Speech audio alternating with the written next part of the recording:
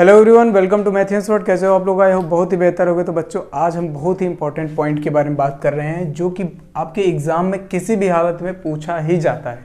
तो इसको स्किप तुम बिल्कुल मत करना, समझ रहे हो? देखो, ये एक ऐसा टॉपिक है जिसे हम कहते हैं कि भाई कि इसका नाम क्या है, एक समान चुंबकीय क्षेत्र में स्थित धारावाही चालक पर बल।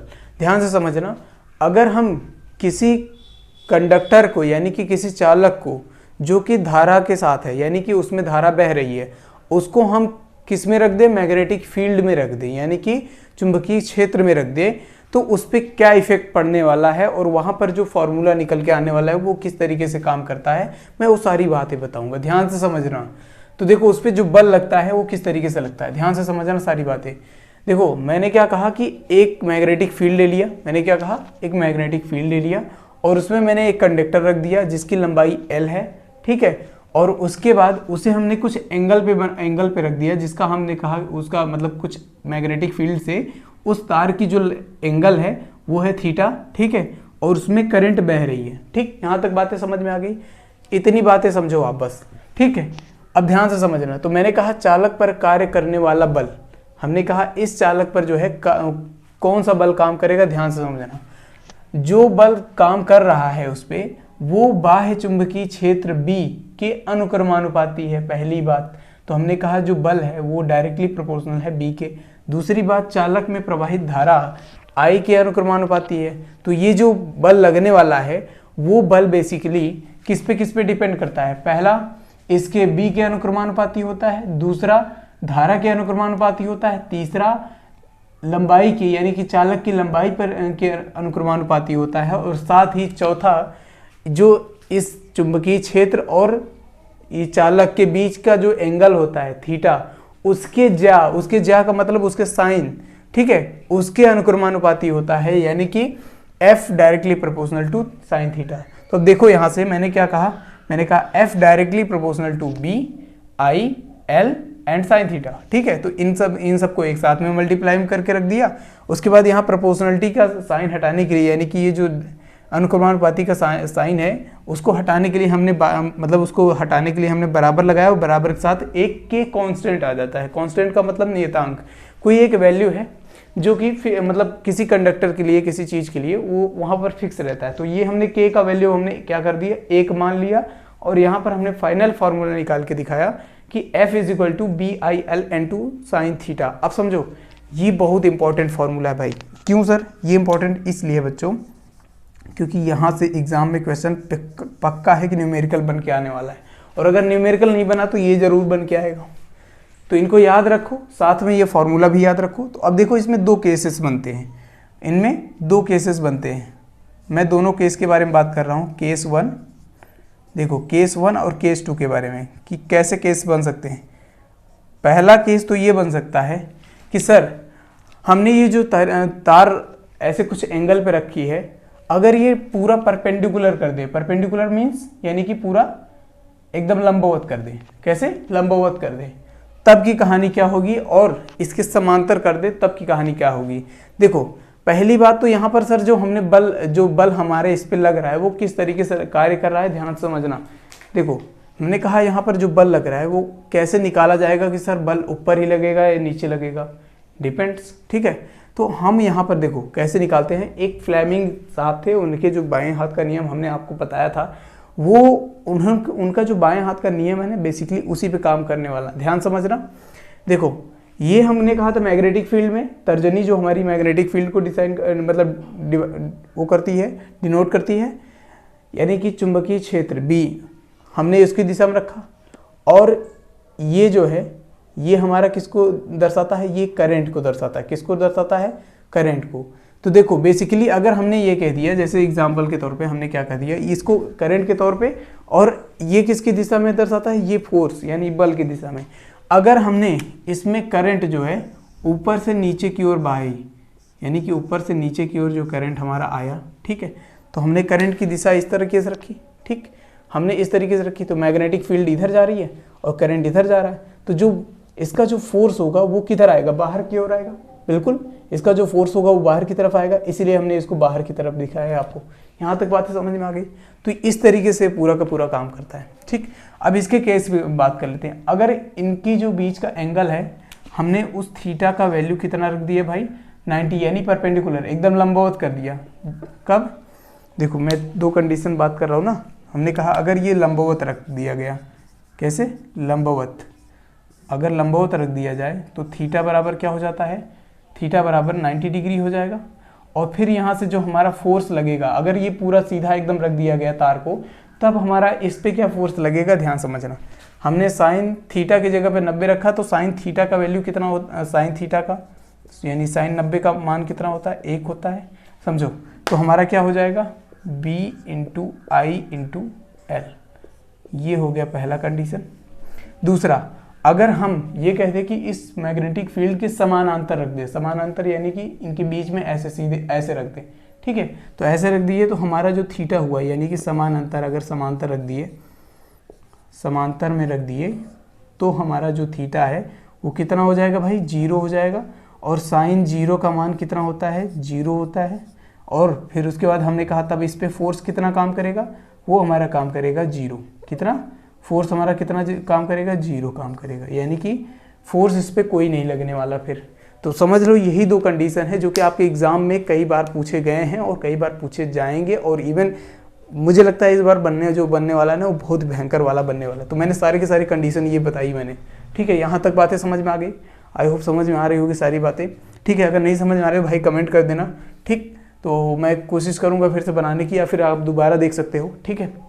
देखो मैग्नेटिक फील्ड, उसमें हमारा जो लंबाई का मतलब चालक रख दिया, यहाँ तक बातें समझ में आ गई, सारी की सारी बातें क्लियर हो गई, ठीक।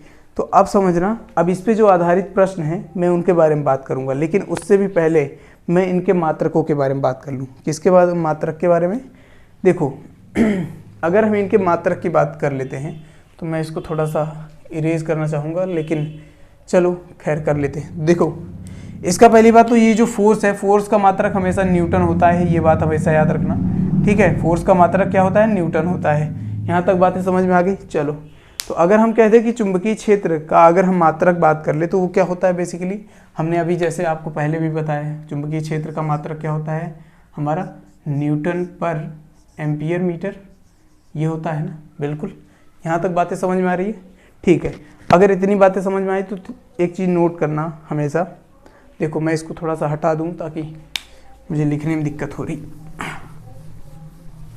चलो मैंने ये कहा कि अब देखो ये जो मैं बताने वाला हूँ ना, ये बहुत इंपॉर्टेंट है। ये बहुत इंपॉर्टेंट क्यों है सर? क्योंकि यहाँ से 1 नंबर का सवाल तो पक्का बनेंगे, ध्यान समझना। मैं बता रहा हूँ आपको, देखो मैंने कहा एक न्यूटन, इसको हिंदी में लिखूँ यार, न्यूटन पर एम्पियर मीटर, ठीक, ये लिख दिए। अब इसी के बराबर में आ जाता है आपका, इसी के बराबर में आ जाता है 1 वेबर पर मीटर स्क्वायर, मीटर का स्क्वायर। यहाँ तक बातें समझ में आ गई। और फिर उसके बाद तीसरा आता है, इसी को हम क्या कह देते हैं भाई? 1 टेस्ला। क्या कह देते हैं? 1 टेस्ला। यहाँ तक बातें समझ में आ गई। देखो न्यूटन पर एम्पियर मीटर, 1 वेबर पर मीटर स्क्वायर और 1 टेस्ला, ये तीनों एक जैसे हैं, यानी कि तीनों एक के मतलब तीनों बराबर होते हैं, तीनों समान हैं, इनमें कोई दिक्कत वाली बात नहीं है। अगर कभी पूछ ले आपसे सवाल ये कि इन तीनों में डिफरेंस क्या है, तो आप इन तीनों, पहली बात तो ये बात समझ लो कि तीन के तीनों जो है सेम टू सेम है, एक ही मात्रक है, इतना समझ लो। उसके अलावा अगर और एक चीज़ दे दे, जैसे कि गॉस में दे दे, किसमें? गॉस में देते तो 10⁴ गॉस के बराबर होता है 1 टेस्ला। यहाँ तक बातें समझ में आ गई। तो हम इसको यहाँ तक ये पॉइंट आप नोट कर लेना, ये बहुत इंपॉर्टेंट है, मोस्ट इम्पॉर्टेंट, ठीक, समझ में आ गया। इसके अलावा मैंने जैसे आपको बताया था कि 1 गॉस बराबर क्या होता है। अब देखो यहाँ पर 1 टेस्ला बराबर 10⁴ गॉस, तो हम ये कह दें कि 1 गॉस बराबर क्या हो जाएगा? 1 गॉस बराबर हम लिख सकते हैं 10⁻⁻⁴ टेस्ला, ठीक। और इसी को हम लिख सकते हैं 10 की घात -4 वेबर पर मीटर स्क्वायर, वेबर पर मीटर स्क्वायर। देखो इस तरीके से भी लिखा जाता है, ठीक है। उसके बाद इसके अलावा और क्या लिखा जाता है, ये हमारा 10 की घात -4 न्यूटन पर एम्पियर मीटर। यहाँ तक बातें समझ में आ गई, क्लियर। तो इसको आप बिल्कुल मत भूलना, क्योंकि 1-2 नंबर यहीं देखो, एक एक नंबर पे आपका सारा का सारा कहानी है, समझ रहे हो। अगर ये चीज़ें भूल जाते हो तो बहुत दिक्कत करेंगी, ठीक। तो चलो आपके क्वेश्चंस के लिए जो है मैंने आपको स्क्रीन पर 1-2 क्वेश्चन दूंगा, उसको सॉल्व करना है और बताना है उसका आंसर, और मैं भी इधर सॉल्व कर रहा हूँ, ठीक है। धीरे धीरे करके सारी बातें देख लेंगे, ठीक।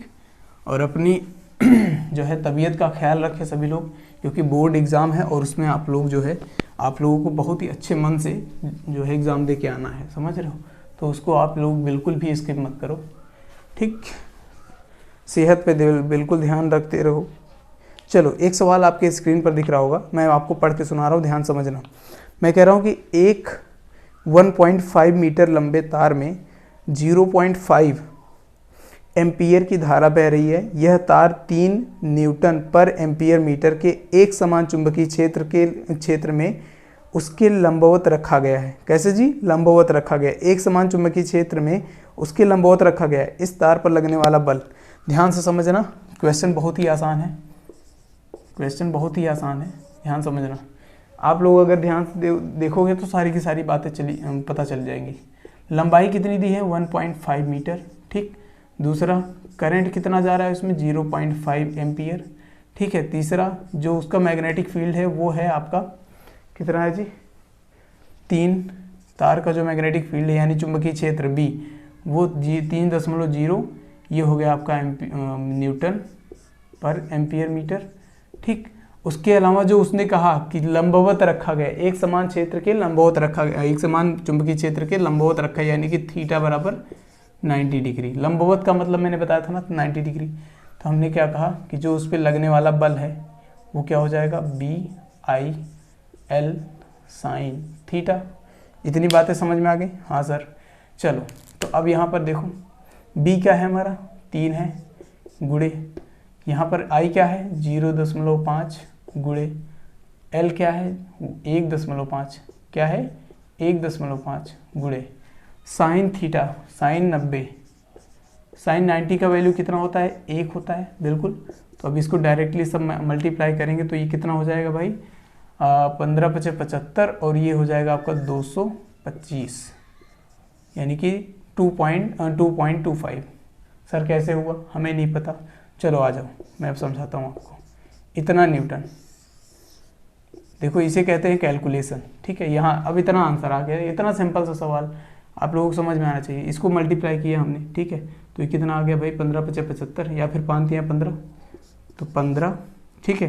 तो ये यहाँ 3 और 1.5 मतलब 0.5 मल्टीप्लाई करोगे तो 1.5 मल्टीप्लाइड बाई 1.5, जब 15 का स्क्वायर कितना होता है जी, 225 होता है, तो 2.25 ये। और दशमलव कहाँ लगने वाला है, 2 संख्या, मतलब यहाँ देख रहे हो ना, एक संख्या बाद यहाँ पर दशमलव है, दूसरे यहाँ एक संख्या बाद यहाँ है, तो 1 2 संख्या बाद यहाँ दशमलव लग जाएगा। यहाँ तक बातें समझ में आ गई, क्लियर। तो डेसिमल का जो कैलकुलेशन है ये भी बहुत आसान है, ठीक है। अगर आप लोग चाहोगे तो बहुत आसानी से इसको करके क्लियर कर सकते हो, ठीक। चलो नेक्स्ट क्वेश्चन आपके स्क्रीन पर है, आप लोग देखिएगा ध्यान से, ठीक है। अब इसी प्रकार से एक सवाल है, बहुत बढ़िया है, पूछा गया है कई बार। तो देखो 1 मीटर लंबे चालक में 2 एम्पियर की धारा बह रही होती है, ठीक है। और चालक में 2.5 न्यूटन पर एम्पियर मीटर की तीव्रता वाले चुंबकीय क्षेत्र में 30 अंश के कोण पर रखा जाता है। चालक पर लगने वाला चुंबकीय बल, बताओ यार, इतना सिंपल सवाल है, भी वही सेम टू सेम उसी टाइप का है, ठीक है। तो आप एक काम करो, बल्कि ये वाला जो है होमवर्क की तरह ले लो आप लोग, ठीक है। ये क्वेश्चन जो है आप होमवर्क की तरह ले लो और आप आंसर बताना। और मैं यहाँ हिंट के लिए एक चीज़ बता रहा हूँ कि वहाँ थीटा बराबर अगर 30 दिया है तो वहाँ साइन थीटा का वैल्यू कितना हो जाएगा भाई, साइन थीटा यानी कि साइन 30, और साइन 30 का मतलब होता है 1/2। यहाँ तक बात समझ, इतना वैल्यू रख लेना उस पर, ठीक, क्लियर। और उसके अलावा हाँ, अब जो बहुत इंपॉर्टेंट है, इसको आखिरी, ये इस पे का आखिरी एकदम बढ़िया सा सवाल मैं दिखा रहा हूँ जो 2019 में पूछा भी गया है, तो इसको स्किप मत करना। देखो, 1 मीटर लंबे धारावाही चालक में 1 एम्पीयर की धारा प्रवाहित हो रही है। इसे 2 न्यूटन पर एम्पीयर मीटर की तीव्रता के चुंबकीय क्षेत्र में रखा गया। धारावाही चालक पर लगने वाले बल की गणना कीजिए। ठीक है, पहला। और दूसरा सवाल देखो, पहला क्या कह रहा है, धारावाही चालक में चुंबकीय क्षेत्र यदि लंबवत हो, ठीक है, समानांतर हो, और तीसरा 60 अंश का कोण हो। देखो सेम टू सेम सवाल है, लेकिन इनमें 3 कंडीशन दे दिया उसने क्या किया, 3 कंडीशन दे दिया। ये सवाल समझना बहुत इंपॉर्टेंट है, मोस्ट इंपॉर्टेंट क्वेश्चन। इसको कर लो, सारी की सारी कहानी खत्म। इसको कर लो, सारी की सारी कहानी खत्म इससे रिलेटेड। ठीक है, देख लो यहाँ पे। तो मैंने क्या कहा, इसमें सवाल क्या कह रहा है कि 1 मीटर लंबे धारावाही चालक, यानी कि लंबाई कितनी है, 1 मीटर। ठीक, उसके बाद कह रहा है कि 1 एम्पीयर धारा उसमें बह रही है, यानी I बराबर 1 एम्पीयर। ठीक, और तीसरी बात कह रहा है कि जो उसमें चुंबकीय क्षेत्र है वो भी कितना है, 2 न्यूटन एम्पीयर मीटर पर एम्पीयर मीटर। ठीक, तो उसका पहला कंडीशन कह रहा है कि उसमें हमें उसमें हमें सवाल क्या पूछा है, कह रहा है कि F फाइंड आउट करना है, यानी लगने वाला बल फाइंड आउट करना है जब, पहला कंडीशन, जब थीटा बराबर क्या हो, 90 डिग्री, यानी लंबवत के लिए, किसके लिए, लंबवत के लिए। दूसरी बात, theta is equal to 0 degree, जब वो समांतर हो, क्या हो, जब वो समांतर हो। और तीसरी बात ये कह रहा है theta is equal to 60 degree, क्या कह रहा है, theta is equal to 60 degree. अब ध्यान समझना, तो सॉल्यूशन कैसे करोगे, F is equal to BIL sine theta, formula पता है सबको। तो पहले कंडीशन में क्या रखना है, थीटा इज इक्वल टू कितना रखना है भाई, 90 डिग्री रखना है, जिसके हमें पता है कि साइन थीटा बराबर क्या हो जाता है, सॉरी साइन 90 डिग्री बराबर क्या हो जाएगा, 1 अंश, सॉरी 1। ठीक है, तो हमने कहा F बराबर 1 इंटू B का वैल्यू कितना है, 2, I का वैल्यू कितना है, 1 इंटू 1, ये हो गया 2 न्यूटन। ये हो गया आंसर पहले का। दूसरे का समझो, हमने कहा थीटा बराबर क्या दे रखा है, 0, तो सीधी सी बात है साइन थीटा बराबर क्या, साइन 0 बराबर क्या हो जाएगा, 0, तो फोर्स बराबर क्या हो जाएगा, 0, हो गया आंसर।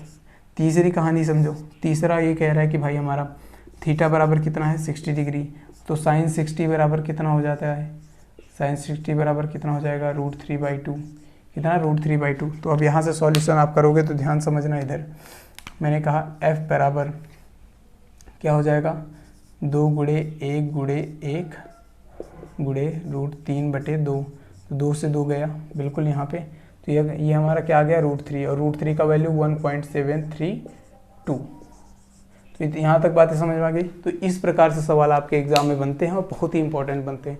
तो भाई देखो, इस पे आधारित जो सवाल थे वो मैंने करवा दिए। ठीक है, तो अब जो है अब इसके बाद जो नेक्स्ट टॉपिक है हमारा, वो है हमारा लॉरेंज बल।